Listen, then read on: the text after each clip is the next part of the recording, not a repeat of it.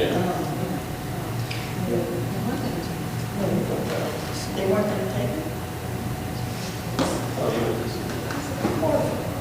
You know, that's a couple of Yeah. Excuse me? Did you just tell me? What's that?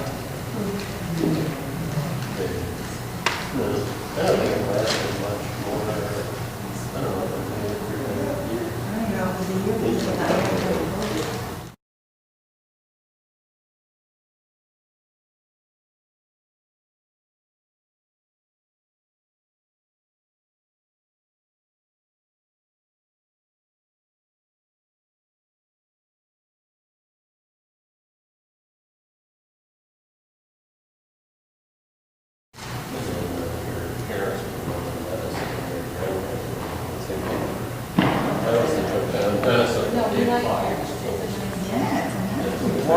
Want me to try again? Is it? Hello, hello? Hello? Testing?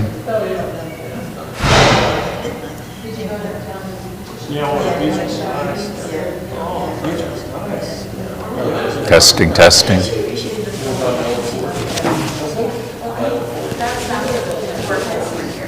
That's good.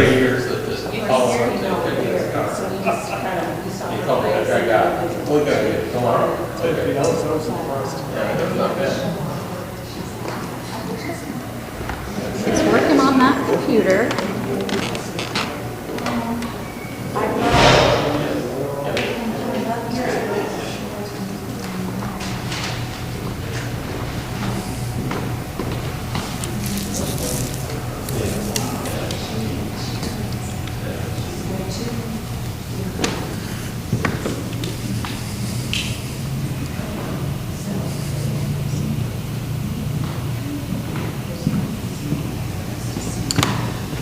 Hopefully we'll get it all done in the next couple of minutes for you. I'm just at the museum.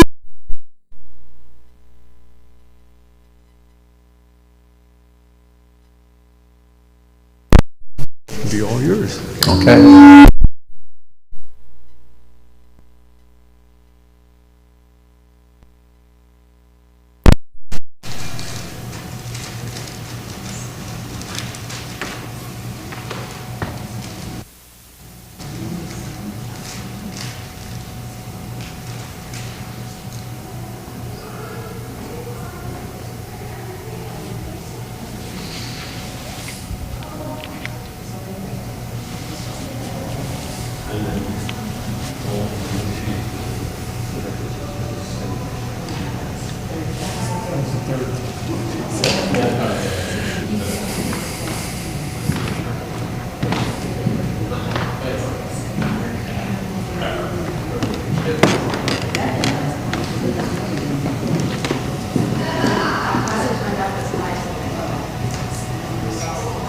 Speak so we can hear you. Testing, testing. So you can barely hear. I don't know, I'm just saying. I don't know. I mean, Yeah. you know, last time you went up and adjusted something, if it's up as high as it goes. Testing, testing. This might not even be on there. Testing, testing. Hello, hello? We can't hear you. Hello, hello? Hello? I mean, I can speak to project to the room. but- Yeah, you've got a good voice.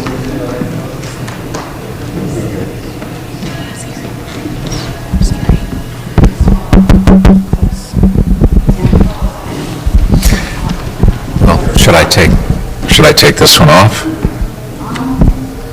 If you're not going to use it, you can take that one. Well, if I'm going to use this one, Yeah. if, That's what mattered. Okay. it sounded good on the computer. Both of these are going through to the computer, so whichever one, if this one's, I can turn it up.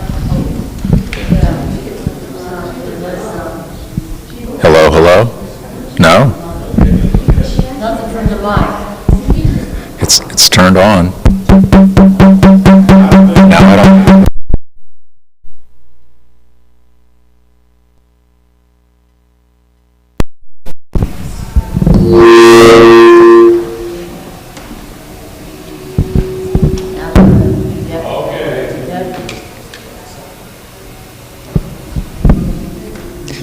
Can you hear me now? Now I have to be careful to not speak too loudly. You don't have to worry about that. Once you get in a rhythm, the sound cover is pretty good.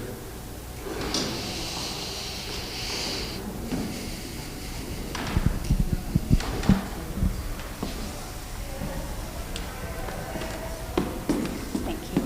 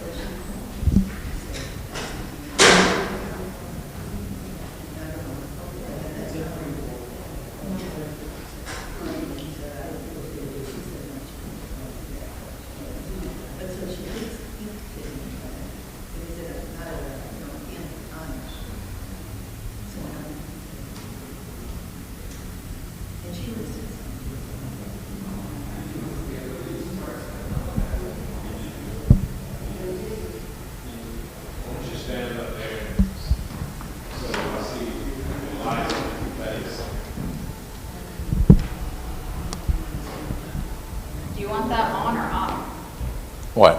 The spotlight, is that going to bother you? I guess I'll adapt. I don't want to be looking like I'm standing in a shadow, so I'll let the technical experts deal with that. You're right.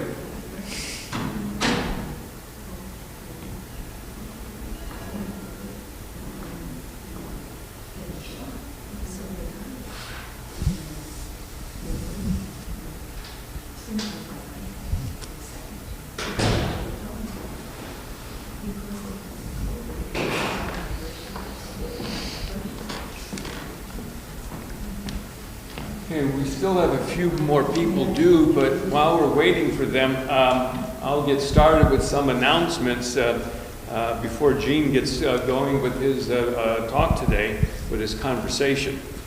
First of all, thank you and welcome everybody today. And we're also going to have quite a few people online, and we're going to welcome them in a few minutes.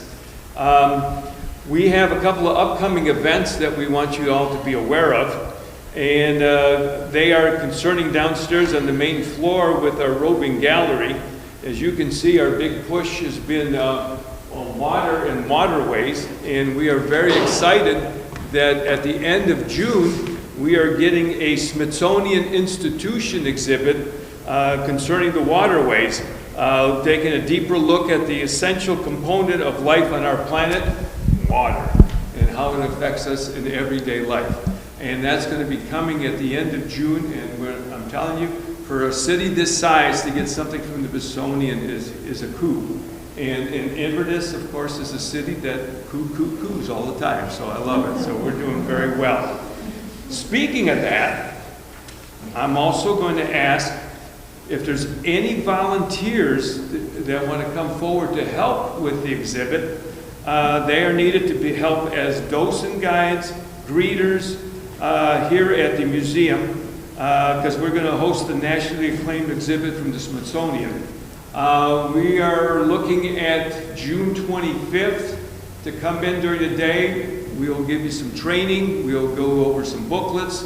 And what we're trying to do is cover every minute of the exhibit that's going to be here for the next 8 to 9 weeks. And we want to make sure there's always somebody present that can direct everybody going through it. It's that important. So if you are available, please let us know, or give us a call or contact us on the internet. We would definitely like your input and help.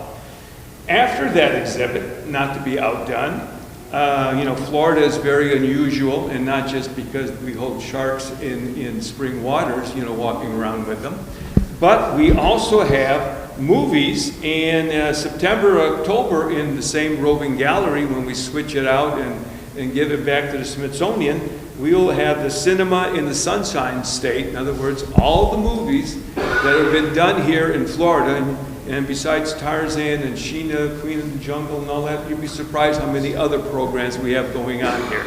So that'll be in September and October. And we also have, of course, the music at the museum is starting next month, and we would like you to also come and attend.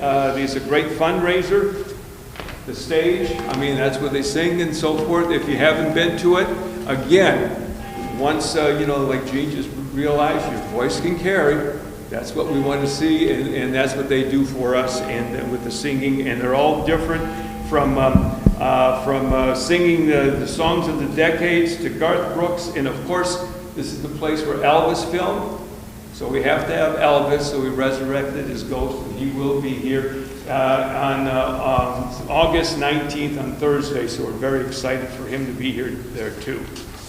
Okay, now, Mr. Gene Kelly is a conservation biologist with a long history of working to conserve natural Florida.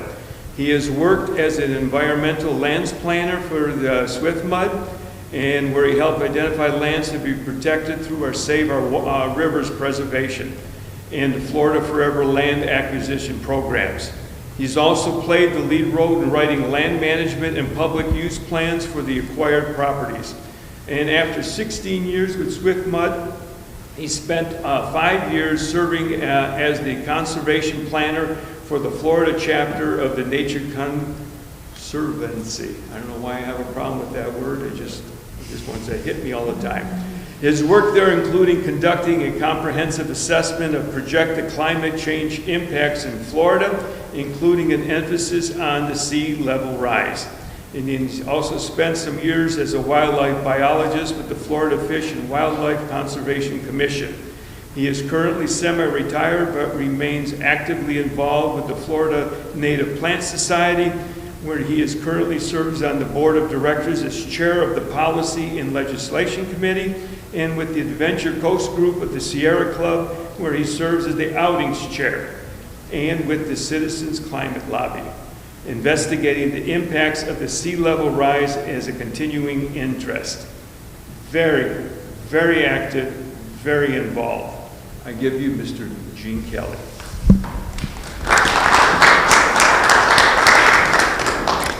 Thank you. So he mentioned that I am a conservation biologist by trade, by training, and so it's pretty inescapable that when I look at an issue like this, I'm going to really emphasize impacts to the natural environment, to nature. That doesn't mean I'm oblivious to the more direct impacts it would have on humans, although I hope by the end of this you'll see that there's a pretty direct connection between the impacts it will have on the natural world and the impacts it'll have on the built environment where we all have our homes and businesses. I would also add that I have lived along the coast, not in Citrus County. I've lived in Hernando County. I'm a Hernando resident, sorry, but I'm certainly no stranger to Citrus. I've been there in Hernando for over 30 years now. And I do like to explore, so I spent a lot of time here playing in the woods in Citrus County.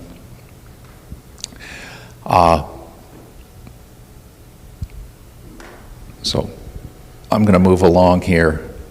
And is anybody familiar with Pine Island in Hernando County? That's where I split my time between Brooksville and Pine Island, but mostly we were on Pine Island. And this is a photo of high tide, quite a high tide, as it flooded the causeway that you have to drive to get to Pine Island. It's about a 2.5-mile causeway from the mainland onto the island. And I can say that about 20 years ago, it was a pretty noteworthy event when this road was underwater like that. It didn't happen very often, maybe a couple times a year at the most.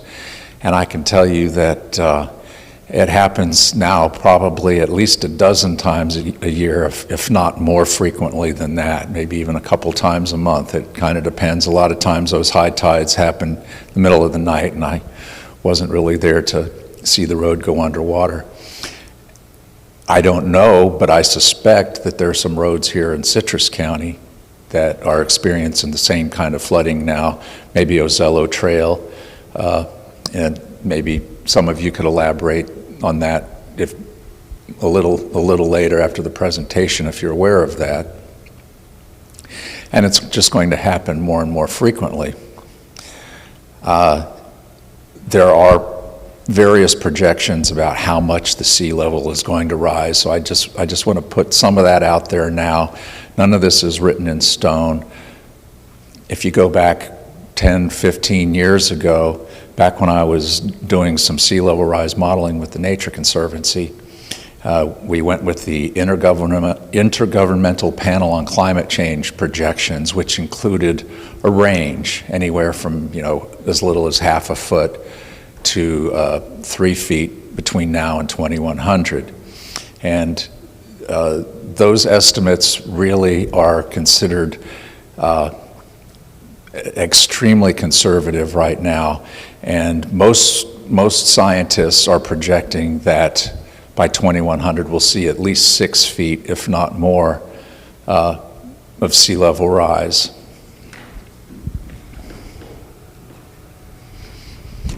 Why should we care?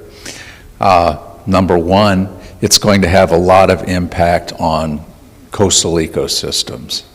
And as a coastal county, we have a long coastline here, lots of salt marsh, the dominant vegetation.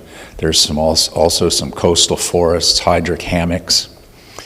In the submerged category, you've got grass beds, and those kinds of ecosystems are really important to a lot of seafood species.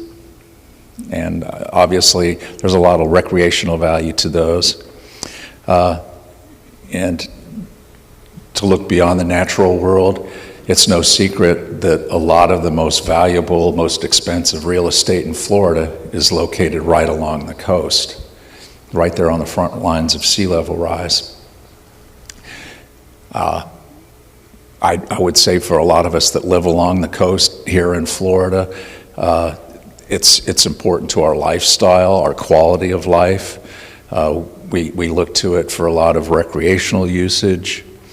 It has a lot of economic benefit to our local area. I'll touch on that in some upcoming slides as well. And what I really want to emphasize through this presentation is that we're not talking about something in the distant future. Sea level rise is happening, it has been happening, and we can clearly see evidence of that now, and it's only going to become more extreme as time goes on. And it's especially important that we be conscious of that because it's going to be expensive. It's going to be pretty tumultuous. We could waste a lot of time and treasure if we don't address sea level rise strategically, intelligently, and the only way to do that is to really accept that it's happening now and really start to plan, really start to decide how we need to invest our resources, our limited funds in responding to this challenge. So I mentioned salt marsh. It's really the dominant wetland community of our coastline, the Big Bend, all the way from Hernando County northward up around the Bend to just south of Tallahassee. This view you see here, that forest in the background is kind of an example of a hydric hammock, although there's some pine trees in there, which tells us that that's a pretty high, relatively dry island. Everything you see in front of that is black needle rush, and that's really the dominant plant species that you're going to see in our salt marsh.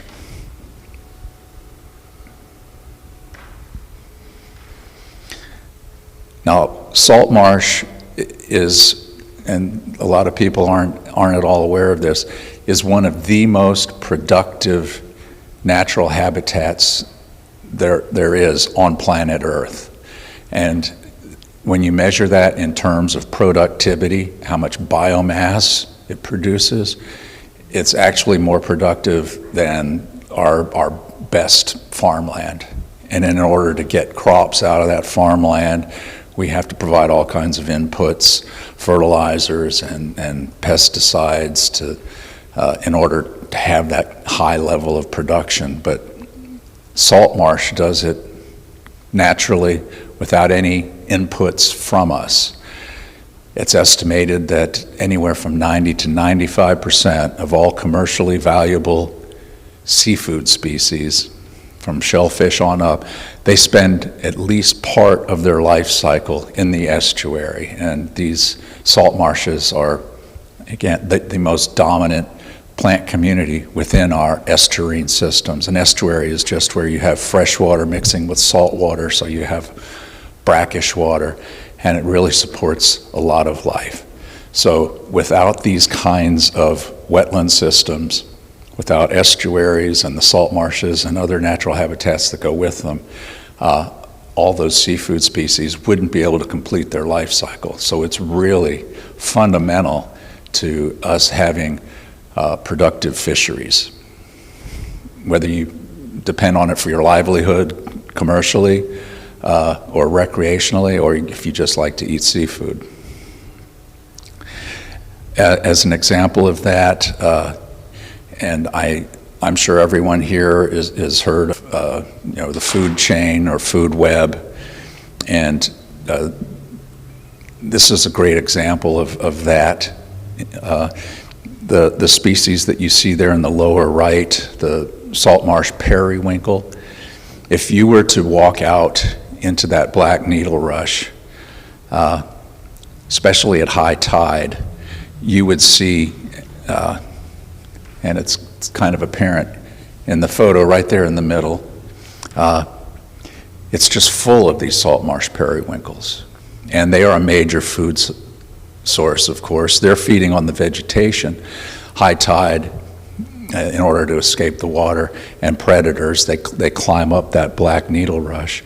Some of those predators include diamondback terrapin, blue crabs, redfish. So it's a very productive system. It produces food for us to eat. It provides recreation. It provides a first line of defense against storm surges when we have hurricanes and other storms hit the coast. And then it supports a lot of other wildlife, a lot of it quite rare, actually. The bird you see pictured here is a Marion's marsh wren, and that map,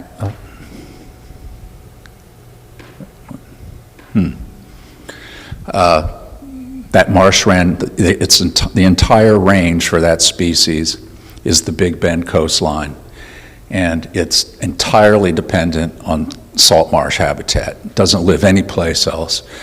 There's another bird, the Scott's seaside sparrow. Its range pretty much coincides with this marsh wren, likewise restricted completely to salt marsh, and its entire range right here in the Big Bend. Some of you may not have known, we also have a salt marsh vole that is one of the rarest mammals in the country, critically endangered, known only from salt marshes in Levy County. It's expected that it might occur also in northern citrus. Salt marsh minks. Did anyone know we have minks in Florida? Gulf salt marsh snake. So there's an abundance of life that is entirely dependent on these natural systems.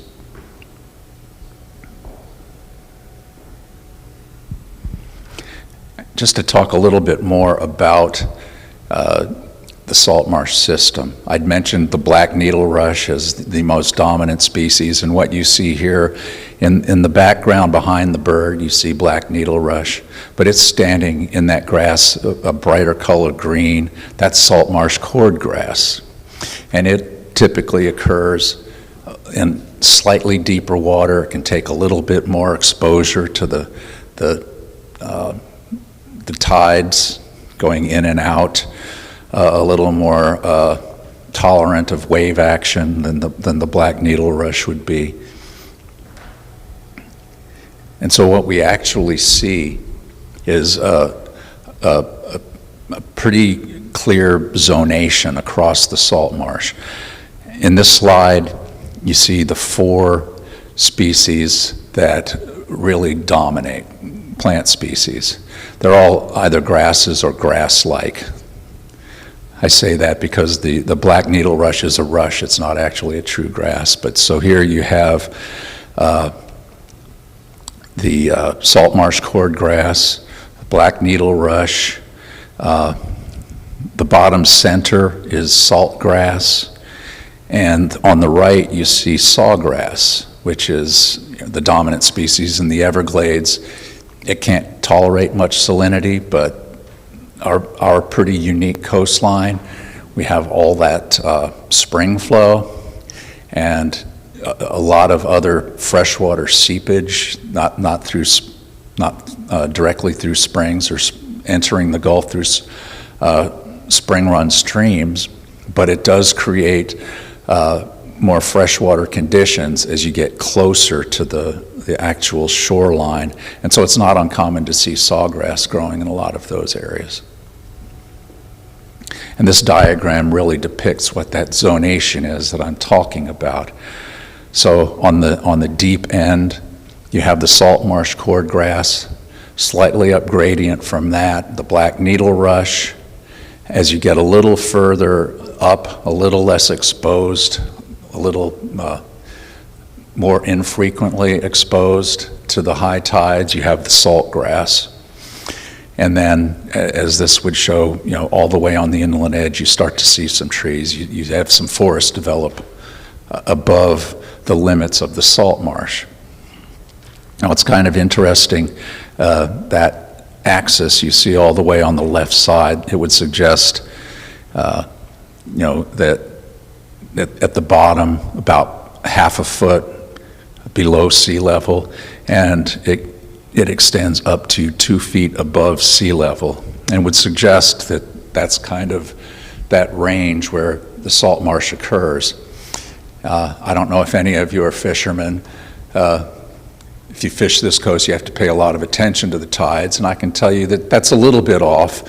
A really low tide, it might be a full foot below sea level, and on a really high, it'd probably be 3.5 feet or maybe even a little more above sea level. But that's really the range, from about -1 foot to about 3 feet, 3.5 feet. That's the intertidal zone, and that's what we're depicting here, and that's where this salt marsh occurs. It can't occur in areas that are always submerged. Those are areas that we would call subtidal, below the tides. So if we think in terms of sea level rise, essentially what we're going to see is that intertidal zone is going to move up.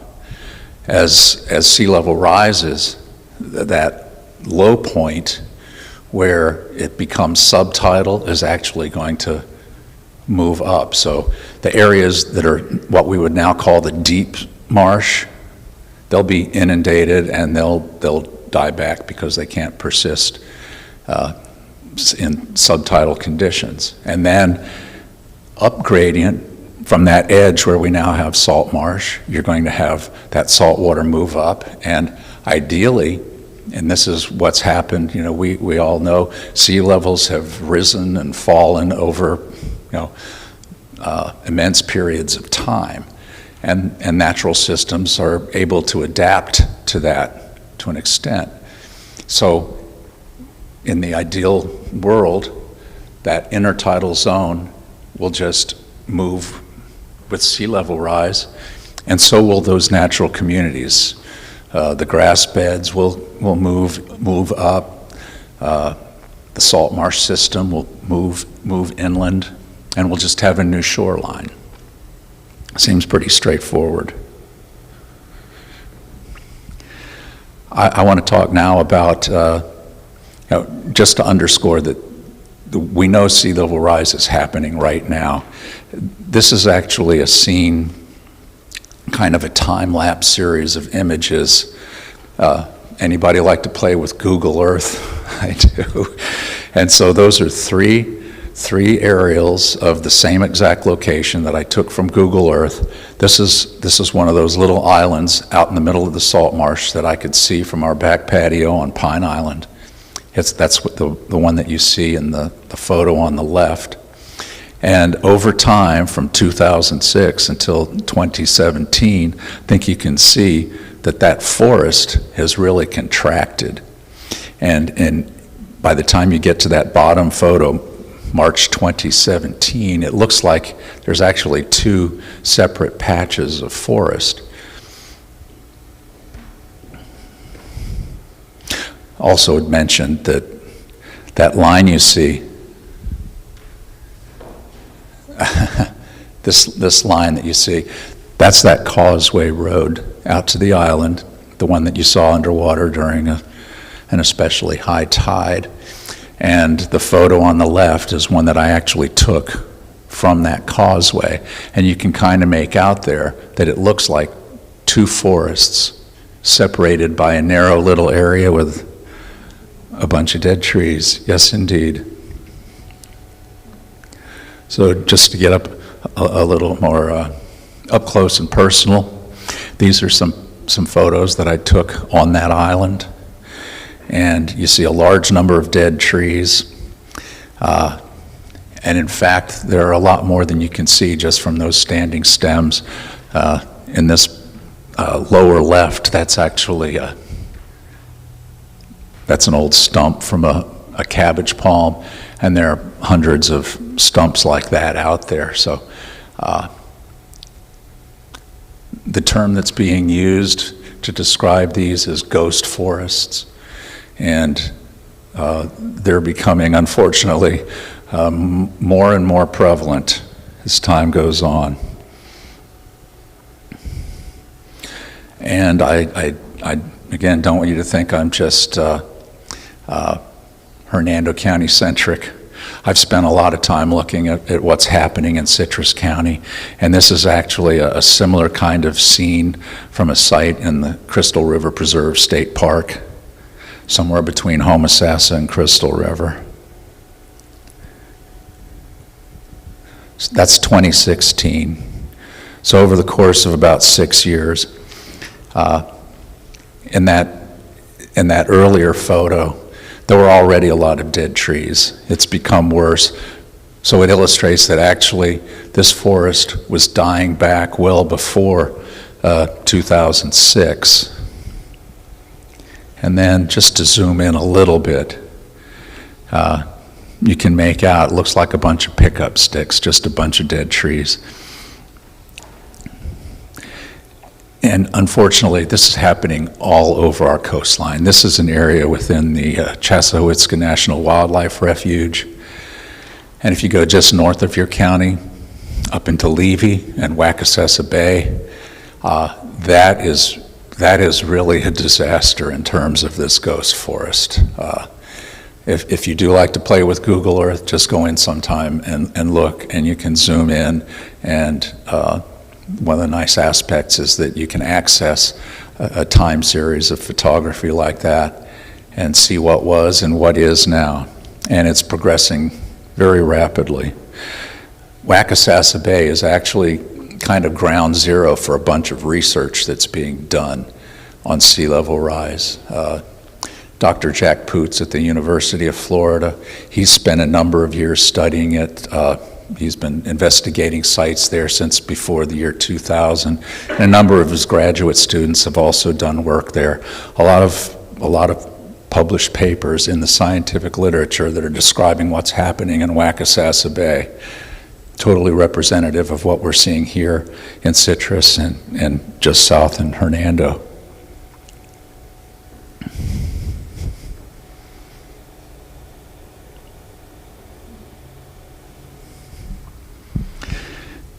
Now, we can look at that and see what's happening, deduce what's happening, but it's a whole other thing trying to predict what's going to happen to these areas over time. And there's a number of different models that have been developed to try to depict what could happen. There's no such thing as a perfect model, but they are helpful. They can help provide some sense for what might happen. These are some maps that were produced using what's called SLAM, the Sea Level Affecting Marshes model. And this was actually from a project that was done back in, it was published in 2008. And the U.S. Fish and Wildlife Service hired Jonathan Clow to use this model to predict what would happen in all the coastal national wildlife refuges in Florida. And so this is the output for the Chassahowitzka National Wildlife Refuge. And this is going to, I think, illustrate something that's really important to keep in mind. So this particular scenario here is for 0.39 meters. That comes out to about 15 inches of sea level rise between now and the year 2100. It predicts what's going to happen. So the map on the left, initial condition, not quite now, but about 10 years ago. On the right is projecting what would happen in 2100. So this model takes into account erosion and accretion. Those salt marshes, all that vegetation, traps sediments.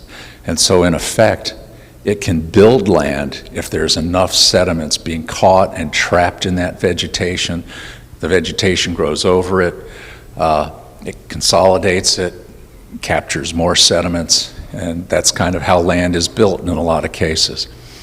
A storm comes along and kind of turns that process on its head, and you have an episode where you might have some erosion, washes all that accumulated sediment away, or at least some of it. But on balance, it could be building land. And so what this model does, you have to provide a lot of inputs, but you have to give it information on rates of erosion and rates of accretion, where the high tide lines are. You have to have really accurate elevation data, and it ends up making these predictions. And in this case, I'll tell you the orange is salt marsh. The area you see on the left in dark green, that's some of the inland forest, hydric hammock, favorite habitat for our local black bear population. And in 2100, you don't see much change. That one area of green, that big area of forest, that turned purple, which is mangrove. So this is reflecting that mangrove would actually, with sea level rise, with that degree of sea level rise, it would take over that inland forest, the hydric hammock. He ran a number of different scenarios, obviously. So this is one where he predicted what would happen with 1 meter of sea level rise. I say he used the model. The model made the prediction. They're actually called simulations. And so here you see that same initial condition, however, with 1 meter of rise, all that orange is gone. You don't see any salt marsh in that entire refuge. It's all basically become mangrove. And this is a much more difficult map to read. I'm going to try to just focus on the big picture element of it. This is one of the simulations that I ran at the Nature Conservancy, using the same model, SLAM, only we had much better data. By that time, we had much more accurate elevation data and a lot more data on erosion and accretion rates.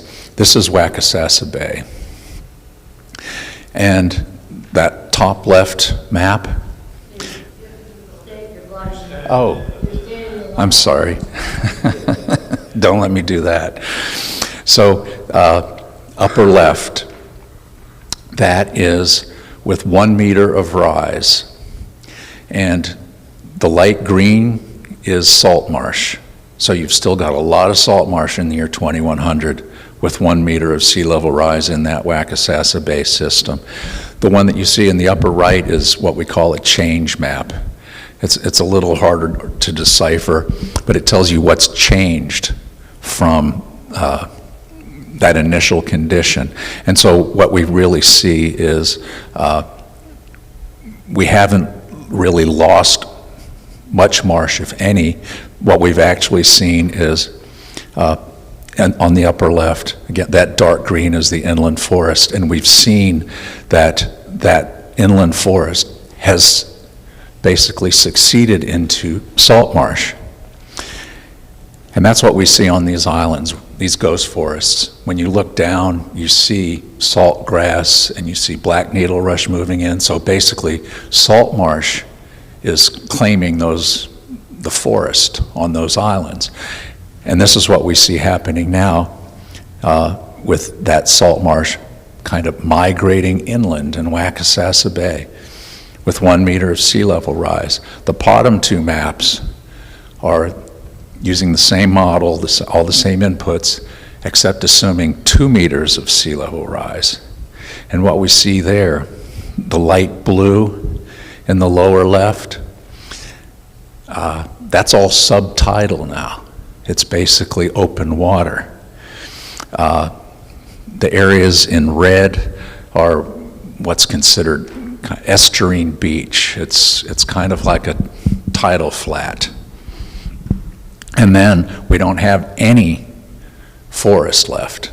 All the forest that you see in the initial condition, basically now, every bit of it's gone, and mostly it's become that other blue color is salt marsh. So the salt marsh has migrated inland, but most of the existing salt marsh is now subtidal. And what we really see here is the difference between a rate of rise of 1 meter between now and 2100 and 2 meters. if you have 2 meters of rise happening that quickly, those natural systems can't respond. The salt marsh can't basically migrate. It's flooded and drowned before it has a chance to reestablish itself elsewhere.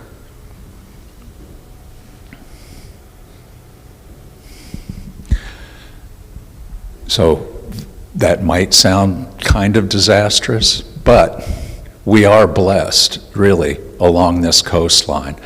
Here's an aerial view of Citrus County. And, you know, I would imagine that you, like I in Hernando County, you identify with being in a coastal county. Maybe it's one of the reasons you wanted to come here, so that you would be near the coast, if not right on the coast. There are a lot of areas of conservation land labeled on this map. You have the Crystal River Preserve State Park that I mentioned, 27,000 acres, I believe it is. You have the northern half of the Chassahowitzka Wildlife Management Area, and inland of that, the Chassahowitzka Wildlife Management Area. The state forest has some units in the Homosassa area. So there's really a lot of protected natural land along this coast. I'm going to contrast that, if you will. This is Boca Ciega Bay in Pinellas County. You don't really see any coastal wetlands to speak of. There is that small area, that right there. I think that's Clam Bayou, and there are some other small areas, but there's really, they've lost all their coastal wetlands, and most of the shoreline that you see is hardened seawalls.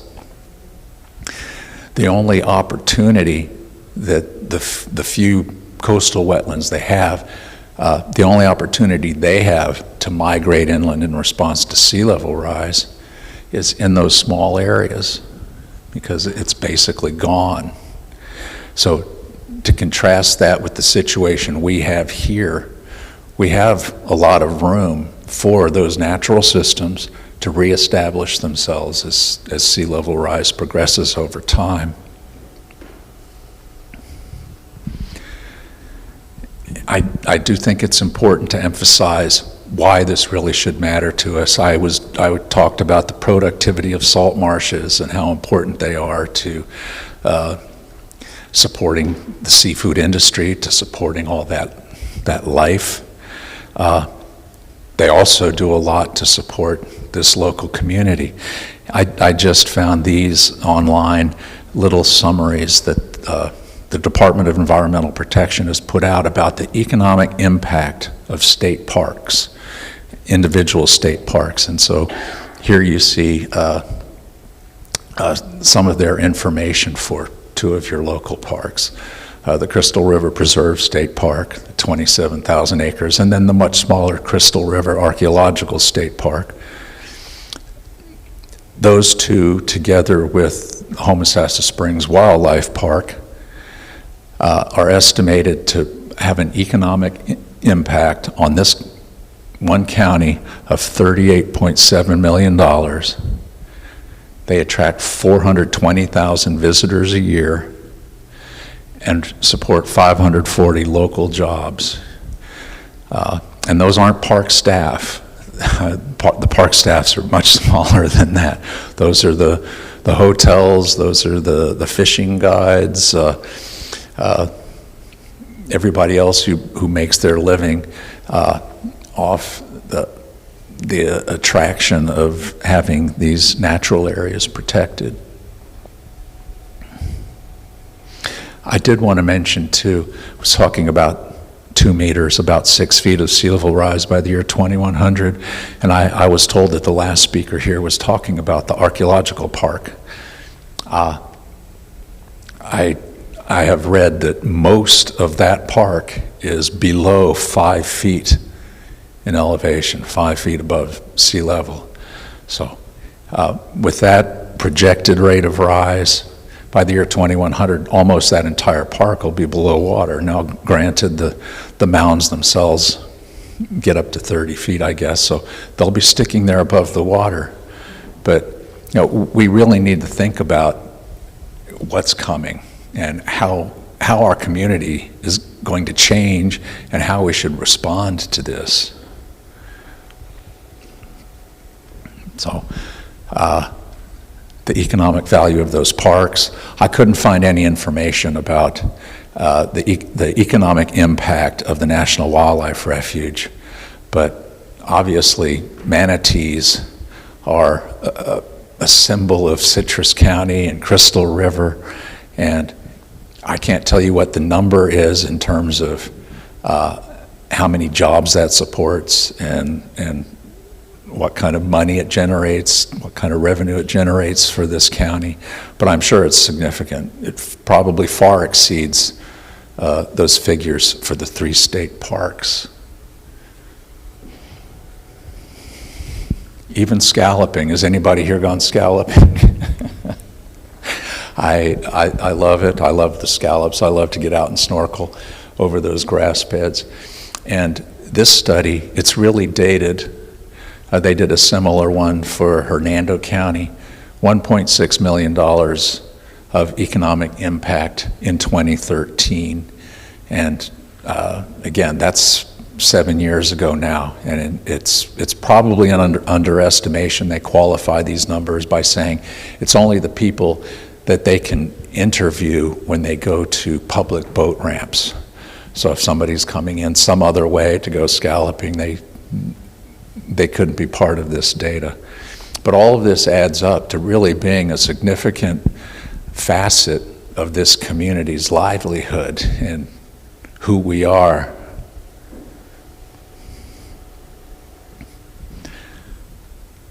So what does the future hold?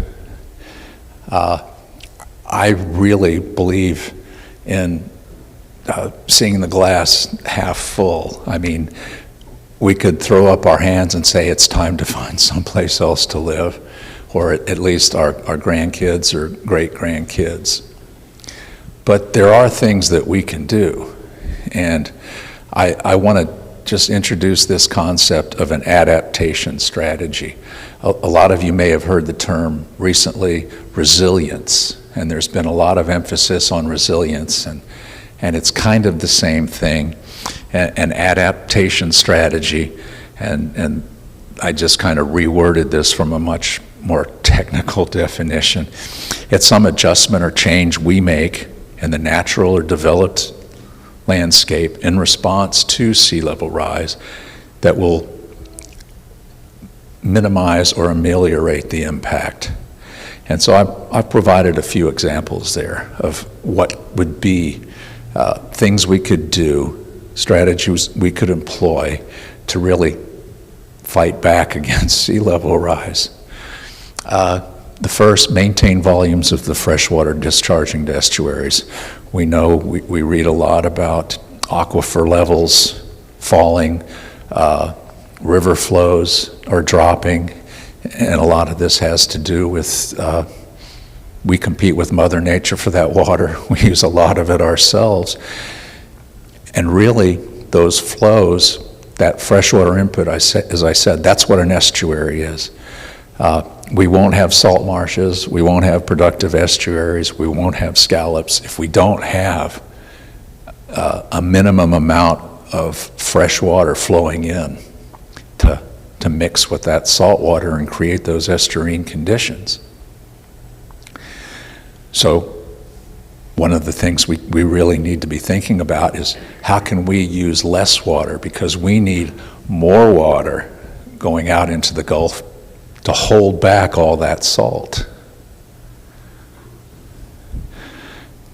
The seawalls, I showed you that aerial view from Pinellas County, and if that's what our coastline looked like, then it really would be a disaster. No place for those coastal wetlands to go. There would be no intertidal habitats to support fish or crabs or anything else. And one strategy that's really being it's being tried in places, and I'm sure it's going to be a major part of what we do in the future, and that's using living shorelines rather than hardening shorelines that aren't already hardened with dikes or seawalls. Use some of that native vegetation, like mangroves as an example, or even oyster reefs. That's something that's being employed some in the Pensacola area and on the east coast of Florida, building oyster bars. They intercept a lot of that energy from storm surges. They capture some sediments. So these are ways to kind of hold the land in, prevent it from being washed out, provide some protection from storm surges, which are only going to get worse so as sea level rises. So these are strategies, things we can do to adapt to what we know is coming. Sea level is rising, the pace of it is increasing and is expected to continue increasing, such that, again, at least 2 meters, 6 feet by the year 2100. And it's estimated now by a lot of the scientists that have been studying this for decades that about 20 feet of sea level rise is already baked in. No matter what we do, we're going to see about that much rise. In the year, we use 2100 as a benchmark. What happens in 2100, it doesn't just stop because it's 2100. But the pace at which we see 20 feet of sea level rise, that's something we can really impact through our behaviors. And this really provided a boost to me. If you can see the date, May 13th, 2021, today. This was just in today's Tampa Bay Times. I read yesterday that the governor had signed this bill. It's one that the Florida Native Plant Society had been advocating for. He himself identified it as one of his priorities before the legislative session started, and indeed, the legislature passed the bill, and he just signed it. And some of what this bill, this brand new legislation is going to do, it's going to create the Resilient Florida Grant Program. And it's creating a pot of money, and as written now, and based on the signals that we've gotten from the legislature, that's going to be $100 million a year in grants that would be made available to local governments to implement some of these adaptation measures that I'm talking about. They call it resilience, but ultimately it's about how do we respond to sea level rise, to the flooding associated with it, and reduce the impacts on, mostly I'm expecting it will be our developed environment. Hopefully they won't ignore the natural environment. There is language in there that recognizes that there will be impacts to these natural systems like coastal wetlands. It also is going to require the Department of Environmental Protection to develop this plan. I think they have 1 year to come up with the first one, a flood and sea level rise resilience plan, and that will have to be updated every year. Presumably it's going to provide a basis for identifying which projects are really going to give us the bang for the buck. It's going to identify the areas most vulnerable where we really need to start focusing our resources first. So this is really encouraging. I was thrilled. I'm not sure if any of you were aware that Citrus County is also a member of the Tampa Bay Regional Resiliency Coalition. That's an effort that was started by the Tampa Bay Regional Planning Council. Every county from Citrus southward through Manatee is part of this coalition. And they've only been in existence for a couple years now. But this is those local governments getting together and starting to really think seriously about what they need to do. And I fully expect these grants that will be awarded through this new program that was just created when the governor signed that bill yesterday. It explains, the bill does, about how they're going to rank projects. So it'll be local governments competing with one another for this money. And ideally, the most important projects, the ones with the most bang for the buck, are going to be the ones we do first. But an organization like this coalition, can really do a lot to help these local governments coordinate their efforts, identify the best projects, and really compete effectively to get that funding, to bring it to our communities, to our coastline.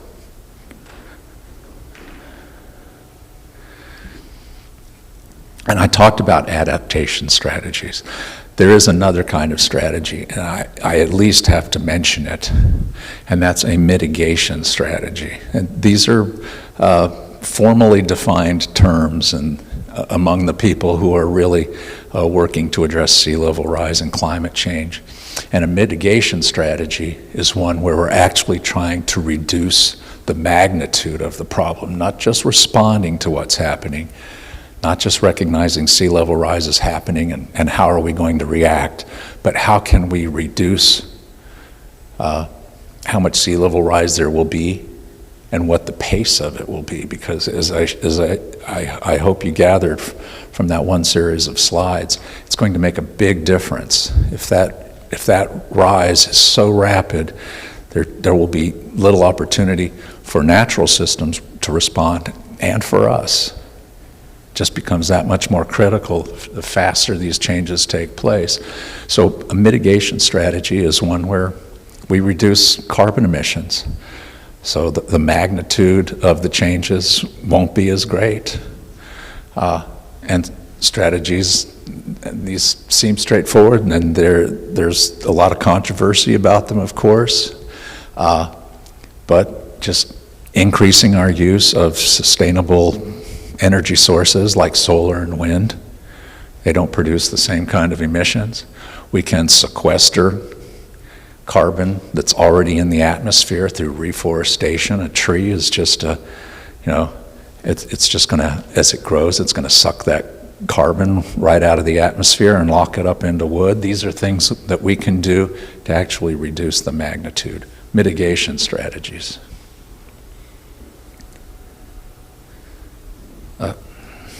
Wrong way. And this is another really encouraging thing that's just happened on the recent horizon, the Energy Innovation and Carbon Dividend Act. That's something that the U.S. Congress is looking at. It was just, I say there at the bottom of the slide, it was introduced April 1st of this year. Reintroduced, though. It had been considered by the previous Congress, I guess the 116th Congress, and it really didn't move anywhere. But the reintroduced bill, it already has 49 co-sponsors in just barely over a month. And I think one of the things that's changed recently is that there are a lot of industries now that support this idea. What will this act do if it was to become law? It puts a fee on carbon. And that in turn creates an incentive for industries that generate a lot of carbon to reduce it. They'll have to pay less for that. And the money that is collected, the whole concept here is to use the free market in order to accomplish this and for it to be revenue neutral. So these carbon fees that are assessed would actually be returned to the taxpayers as dividends. We know that if industry has to do things to reduce its carbon footprint, they're probably going to pass that cost belong to the consumer. So these dividends are a way, by returning it to the people, it offsets that impact on the taxpayer. As I said, there are a lot of industries now, and I believe the American Petroleum Institute is one of them, that support this legislation. And I think it goes back to business really likes to, they like to know what's coming. And they can accept this if they know what's coming and adapt to it the same way that we're going to have to adapt to sea level rise. That's like a whirlwind tour. I mean, we could spend an hour easily just talking about salt marsh ecology, or I could show you a lot more about some of the modeling that's been done, but that's just a really quick, broad brush explanation of sea level rise, hopefully brought home a little closer by really looking at what's happening here on our own coastline. And also really trying to illustrate that there are things we can and should do. And the sooner we start doing them, the less painful, the less disruptive it's going to be. And I mean, that bill that the governor signed just yesterday, that's such a huge step forward for this state. So I think that's a really positive thing to close on. With that, I'd be pleased to answer any questions, engage in any discussion that you would like.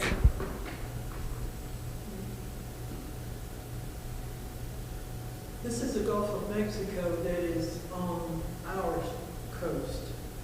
And has this also happened with the Atlantic and Pacific Ocean? And then I wonder, other countries certainly must have been affected by the same situation. Do you have any data on how they're dealing with it? Or are they being successful in their methods or what they're doing? Right. And should I repeat that question for the people who are joining us virtually? Okay. So she was asking, is this also being seen on our other coastline, the Atlantic, and what about other nations? And it's definitely happening along the east coast of Florida as well. One thing I didn't go into, and actually I had one last slide I had beyond here just in case. This was looking out our back door at Pine Island, and over the course of 10 years, you see mangroves taking over. And in fact, part of that is related to we don't have the hard freezes that we used to have that would knock the mangroves back. We're right at the transition. Mangroves are a tropical species, and in the tropics, you don't see salt marsh, you see mangroves. And we're right at that area where you have both. But every now and then, bang, a hard freeze, and it knocks those mangroves back. What we're seeing on the East Coast, a lot of recent research has been done on that. We're seeing the mangroves really moving north. In terms of really severe impacts, the Alligator River National Wildlife Refuge, that's one of the larger coastal refuges. It's in North Carolina. And over 10% of all the forest in that refuge is already ghost forest. It's a huge refuge. That's tens of thousands of acres of ghost forest. So they're seeing the exact same things. If you have flat topography and it's low-lying, it's not far above sea level, yeah, they're all starting to see this. And as far as other countries, there are islands in the Pacific where they know they're going to be underwater, and they're planning where they're going to move. In some cases, that's your only option will be retreat, because sea level rise will win eventually. There are a number of nations that are projected to really be seriously hurt by this. Bangladesh is one, but Florida really is, it's going to be hit hard. We're very vulnerable, and we'll be one of the hardest hit places, certainly in the United States and in the world. But what we're doing about it, we're still wrapping our head around it. So we're talking about resiliency and adaptation strategies, and that's why it's so huge that Florida has just now, decided we really need to take this seriously and come up with a plan. Makes you wonder how long are these experts going to talk about it, though, before they actually put something in place. Well, Talk about the oysters and maybe other foliage that wouldn't be affected so much by the salt. Well, and they are doing that in places, and to some degree they're kind of experimental. They're not huge scale. It's not as though the people that have been really thinking about this have just been sitting on their hands or gnashing their teeth or pulling their hair. They have been investigating it and doing experimental kinds of projects. So we're not starting from nothing. The big thing is that,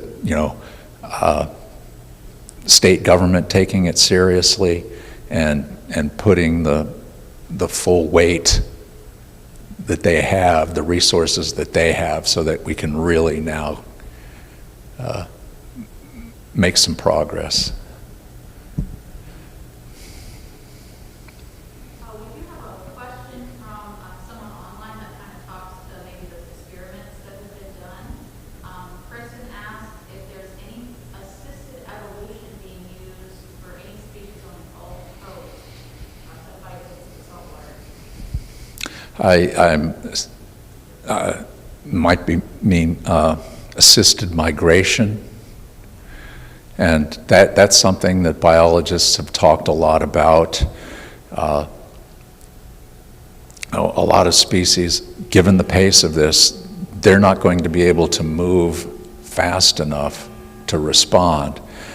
And so some species, there are discussions about, can we help move them to new habitats where they'll be able to persist.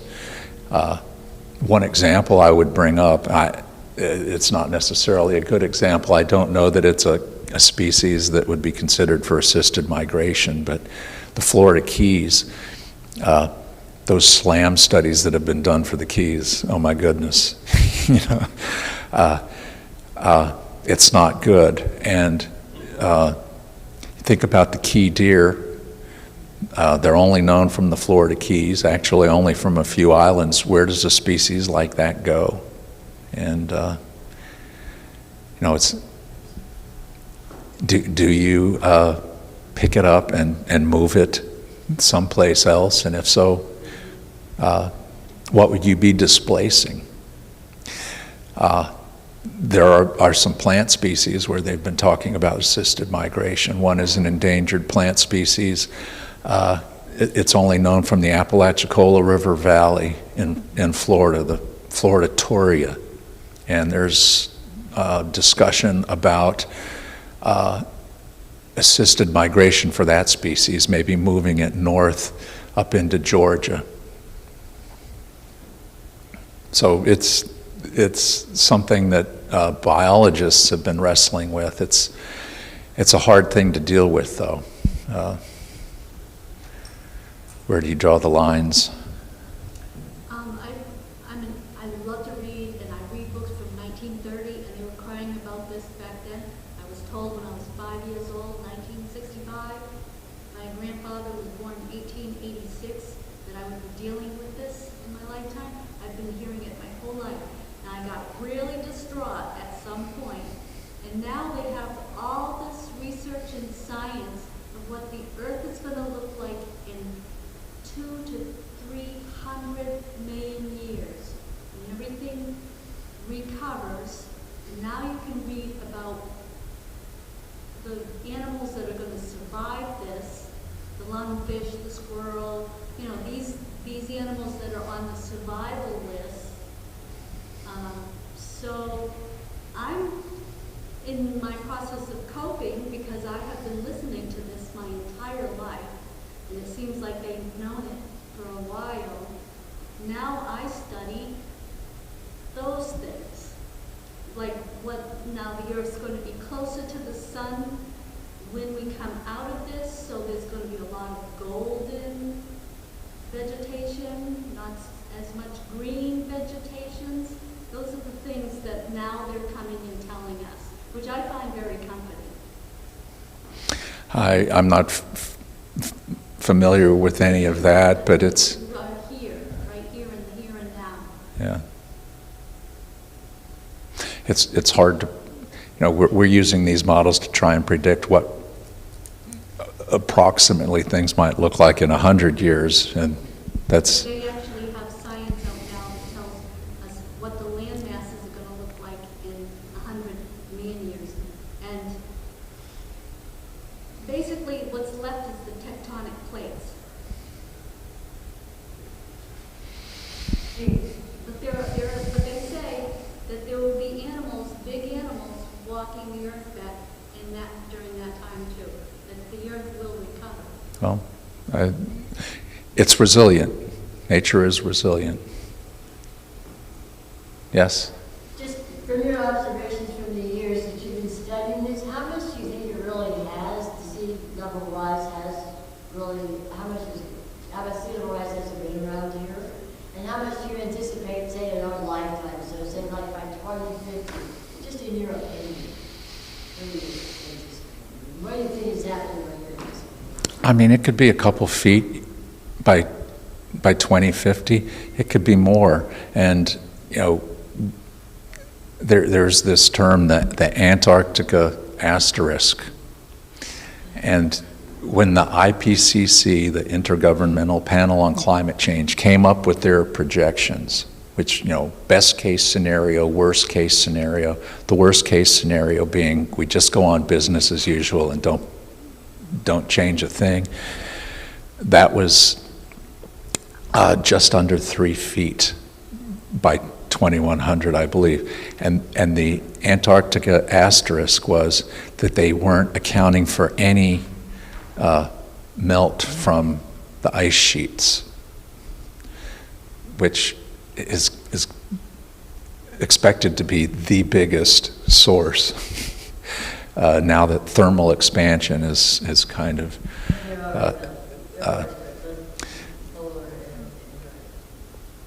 and when I said 20 feet is considered to already be baked in, most of that is going to be from ice sheets and glaciers melting. So those earlier predictions didn't even try to account for that.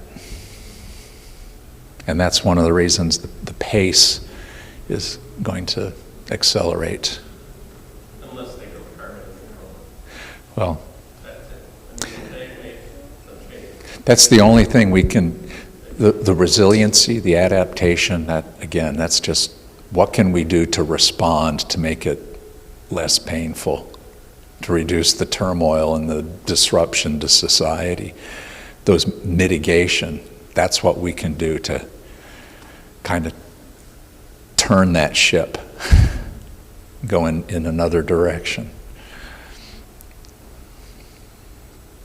I've recently moved full-time to downtown Inverness, but before that, 21 years on the Homosassa River living there.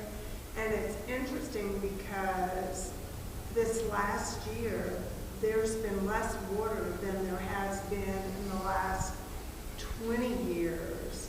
And so that's been very strange. Much lower tides, many times this year. In fact, it was embarrassing to us because we touted how we were the furthest dock out from our area and that you could always get a boat out. And this year is the first time in 21 years that people have really, in our area, which is the River Haven area and not Old Homosassa on the other side, that people actually have not had enough water to get their boats out. And so that's like the biggest change that we've seen is less instead of more. And one of the things that can be done is, it just breaks your heart, but the enforcement on the rivers is so poor that they're not, there's restrictions that people are supposed to follow, and no one is following the rules or enforcing the laws that are already on there. An example would be, going out in our boat to the Gulf frequently. You see people move in and they have to get permits for docks, and Swift Mud and all of them, have, you can't do it without their allowing you to do so, okay?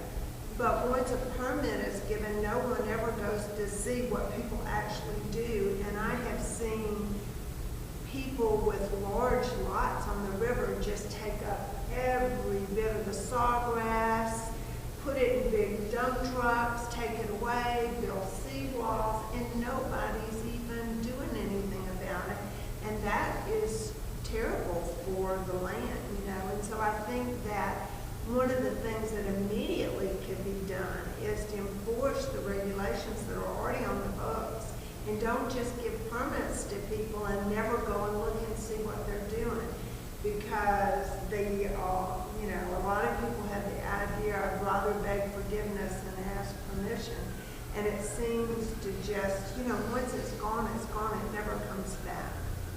And so those are the things on the last 21 years of actually living there every day, we've seen is less water this year, and then more loss of the seagrasses from people more so than. Well, that's often tricky in enforcing regulations. If they're not enforced, it's not really worth having them on the books. Yeah, and nobody just doesn't ever, they give a permit and then they'll never go back and see what somebody's actually doing with that permit, so. Well, usually the contract, it's 3 permits. Swift Mud, Army Corps. Well, no, it's Army Corps, DEP, and then it's a county. And I don't think I've ever seen anyone from the Army Corps, but you can see people from the DEP.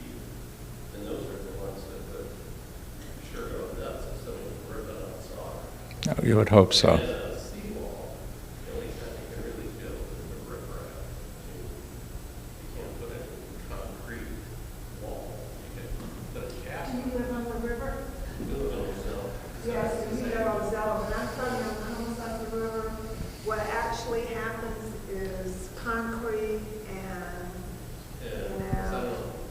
I know that they go back and do it and stuff. I'm Well, just, I know that contractor too, yeah, and because he builds them up. yeah.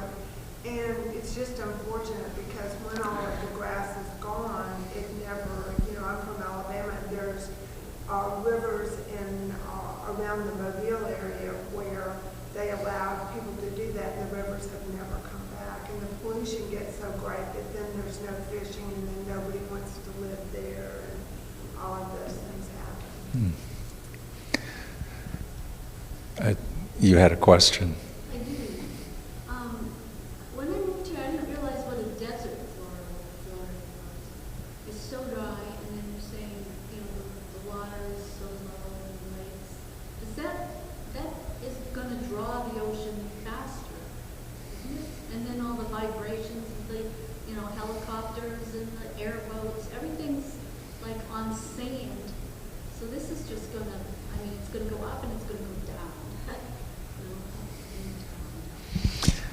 Well, it is a fact that Florida is a lot of sand, and water percolates through it quickly, and so soils can become dry pretty quickly, but that's also what recharges our aquifers. Anyone else? I have one more. Governor DeSantis and the federal government accuses you and says you have $1 billion a year for Citrus, Hernando, and maybe 2 other counties, all the northern Tampa things, to help save the coasts. What would you do first? I would want to know where we could invest and have it be a financially, economically feasible investment to protect existing development, and where we need to just recognize that we might need to cut our losses and go back to that phrase, strategic retreat, because we're not going to hold the Gulf back. All that expensive real estate that's right on the coast, I shudder to think really what's going to happen when it becomes unavoidable that landowners might be clamoring to build dikes to try and hold back the water. And getting back to, we're on sand, a bunch of sand piled on top of porous lime rock, and that water's just going to come up behind your dike. So there's just no good solution in a lot of areas, and we really have to think about that kind of strategic retreat. And you can't have wetlands migrate inland over asphalt and concrete. So to some extent, in some areas, we're just going to have to kind of pick up and move out. And it's going to be painful and it's going to be expensive. But the sooner we come to terms with that and know where those areas are, because at the very least, we can then stop investing anything more in building infrastructure or accommodating development in areas where it is just a losing proposition, knowing what's coming. Cut your losses. We're right here, we're underwater. But if you walk over that way, you can climb up the hill. We're underwater here.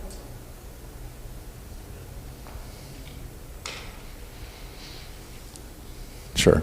I've been up at Pine Island a lot, and I noticed you got a lot of houses on stilts up there. What about an approach where houses on the coast are mandated to be up on stilts, and then that area underneath devoted to salt marshes and stuff like that? And in fact, those people build on stilts because they're required to. You can't even get insurance if you didn't do that. Certainly no bank would finance a mortgage for a home that wasn't built on stilts. So there are regulations about what elevation the living space has to be at.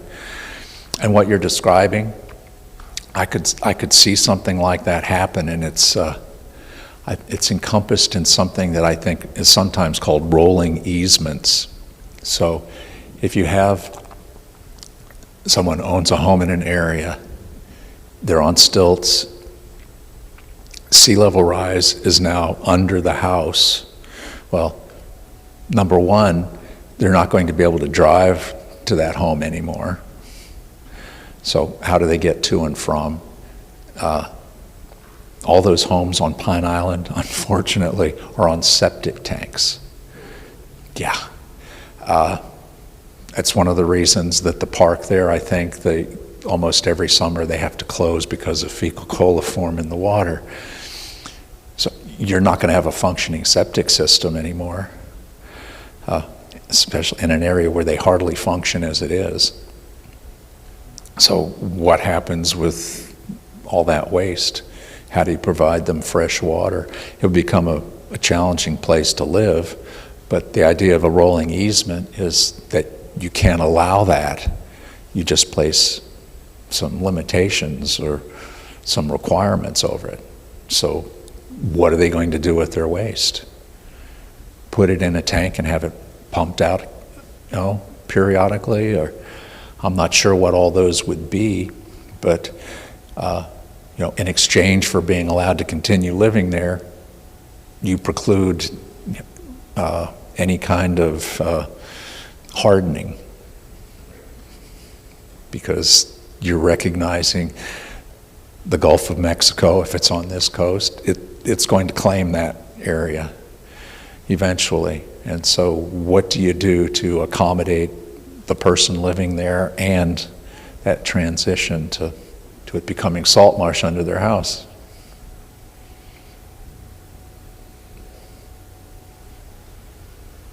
The septic systems hits at one area that I don't understand, but should be clarified. It seems like everything we do is, if you will, defensive against what the ocean is doing and not offensive, and that's increasing our water flows and especially the quality of the water that goes in. Letting the springs go bad everywhere, we're dumping sewage everywhere. Isn't there a lot that we could do that would protect the estuaries by good old-fashioned clean water and oxygen going in? I say our first line of defense against all that incoming salt water is lots of fresh water. Florida, it's like a bubble, our aquifer. It's just a bubble of fresh water. Between that and river flows, it's like a hydraulic barrier against that salt coming in. And we should be increasing river flows, spring flows, by basically pulling back, and the impacts we've had, the things we've done that have reduced those flows. We need to undo those things. But ultimately, that's still just, it minimizes, slows it down, but it won't be enough to stop the change. I haven't seen the bill yet, but the governor's bill talking all about any things like that. Plans or a whole bunch of things that we're using fertilizer all over the state that eventually finds its way back into the estuaries. Yeah. Besides sewage, we're bringing in industries, expanding the cattle industries that are literally polluting the springs 30 miles back in. Is that addressed at all? There was one bill that I was really hopeful for, and the Florida Native Plant Society, we were lobbying in Tallahassee for it to pass. It would have required the recommendations of the Blue-Green Algae Task Force to be implemented. When Governor DeSantis was first elected, his first legislative session, he said he really wanted to get serious about addressing water quality. It's a mess. And so they passed what they called the Clean Waterways Act, and it was really minimal. And he had also created this Blue-Green Algae Task Force and another task force to look at red tide. Two of the most obvious manifestations of our problems with water pollution really all comes down to nutrients. They did good work. Some really good scientists were on that Blue-Green Algae Task Force. They issued the report that they had been assigned to, and this new bill would have basically added onto the Clean Waterways Act by requiring that those recommendations be implemented. It never made it through the Appropriations Committee. But we have to clean up our water, and we need more of it, more clean water. And I can tell you it'll be one of our priorities next year, again, to see that bill or one like it get passed. We're going to try to convince the governor he needs to do that. Follow through on the commitment he made with the Clean Waterways Act and by establishing that task force and actually, follow their recommendations. As a comment, I think as a peninsula, I have always, or have a long time thought, there are just so many people that can come here, that this land can support, that the water is going to be enough for all these people. And then you go into certain areas, Odessa and the villages and all this development, how much, and you think how much water one person uses. And this is all being pulled out of the aquifer. And they're going to have to put a stop sign at the, where you go to the plaza and say, no, we just can't handle anymore. And I think that is, more people is our main problem, I think. Well, yeah, there's this concept in ecology of carrying capacity, and you could argue that we've exceeded our state's carrying capacity, but you could also say, our per capita usage of water is so high. There are other parts of the country where they use a fraction per capita of what we do. So, this whole idea of we need more river flow, so we need to use less, if for nothing else. So we could reduce our water consumption greatly and have lakes rebound and rivers and springs rebound and help hold back that salt. But, it's, people have their expectations, and we consume. I won't say they, we all consume. And we all need to learn to consume less. And water being one of those things that we could all get by using a lot less water. Thank you. Thank you.